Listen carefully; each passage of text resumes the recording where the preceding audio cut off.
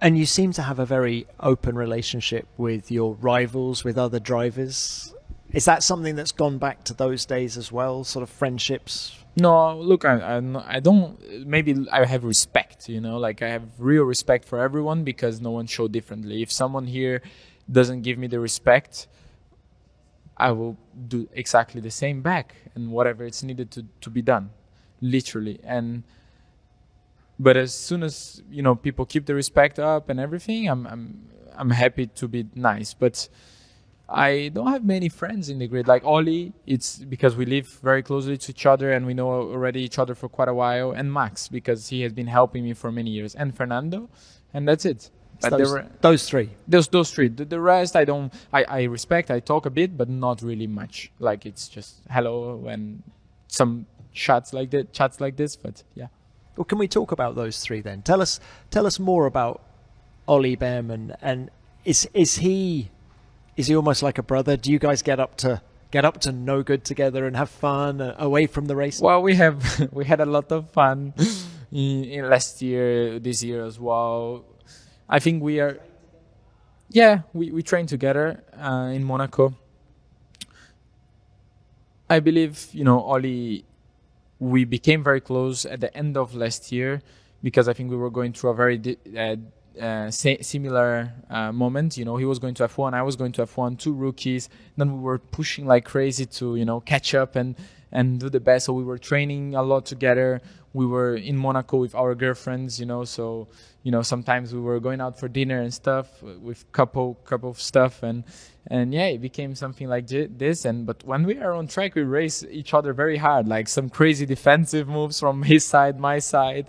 It's very close fight between us, and can laugh about it afterwards. Yes, we didn't crash yet. I'm sure at some point it will happen because it's normal, but I believe we are grown enough to understand that racing is racing, and when we close the visor, that's the priority, and we're gonna do whatever is needed to beat each other, but always with respect. Like he's not gonna be a guy that is gonna push me out for no reason, or I'm not gonna do the same to him, unless it's needed because he did something like this. But we have this respect that I find very nice. With Max, I believe it's a bit different because he has been helping me since F3. In what way? We do a lot of sim together. I'm ambassador of his sim racing team since 23. That is Team Redline. And I practice a lot with the guys. They're the best sim drivers in the world. They are not real drivers, but they are sim drivers that they are very impressive. Like these kids, they are impressive. They have very good techniques and they are very smart people. And for example, one of them is called Chris Luhan. And Max brought him to real racing now, and he's racing in GT3s. And the guy's doing amazing. Like he's doing an amazing job. I always talk about him with Max because he's winning races. He won 24-hour Spa in his first year. So you see like how talented they are. So he's got a good teacher as well. A little bit, quite good. And let's say we practice together since F3, F2, and then now in F1. You do clearly get on. I always think with Max, what you see is what you get. Yeah, straightforward, no fake. Like he's zero fake. Like whatever he is in front of the cameras, he's outside of the cameras. Maybe people don't see sometimes the good side of him because he's so straightforward that people sometimes put him a bit of like as a villain. And it's not exactly like this. He has a very, good heart and helping people and, helping me. But yeah, he's the guy that he shows.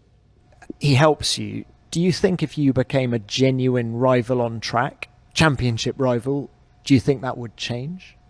Yes, absolutely. I mean, he wouldn't give me the tools, the tips he gives probably because we are fighting, but this is normal, it's our profession and that's what we do. And I still believe we would be, respectful to each other, friends, but I don't think we would be practicing as much as we do together anymore because I wouldn't want him to see some things and he wouldn't want me to see other things. You say you've been an ambassador of his sim racing team since 23, but you've known him since a long time before that, right?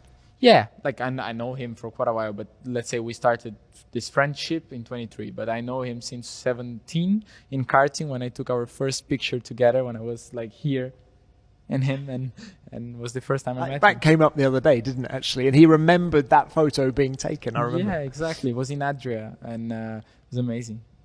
What about Fernando? He's your manager. So just describe your relationship with him. Is he your boss, your manager, your rival, your friend? I think I would say manager and friend, boss not, because, like, we do things together, we decide things together, and my boss is Mattia and Jonathan and the guys from Audi, but it's like, it's different things. But with Fernando, he has so much experience, so much knowledge about this world, and he helps me on a lot of things in my career and outside my career as well. And we have a very strong team that is him, Fernando, Alberto, and Albert. They are 3 owners of A14.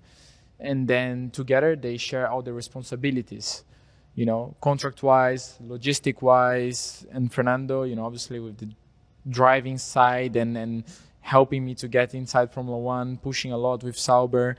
So yeah, and we have a very respectful relationship. Sometimes he gives me a ride in the plane with him.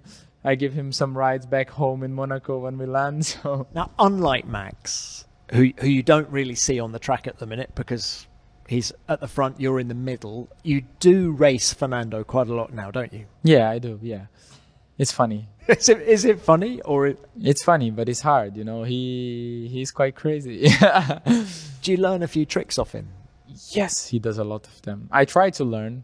I just not sure why exactly he does them sometimes. Do you quiz him about that? Yeah, but sometimes he's not very open with it. I need to like he is very open with a lot of things, but some of them, maybe when he retires, he will tell me. But I believe, yeah, a lot of things he explains to me, and he teaches me. Like even after Budapest, he did a masterclass race where I finished behind him P6 and he finished P5, and it was amazing to race and to see everything he was doing, how he saved the tires at the beginning of the race and pushed more at the middle end side and stuff like this. And I was asking him, why did you do this? What's the reason exactly? Because I thought about 3 different reasons.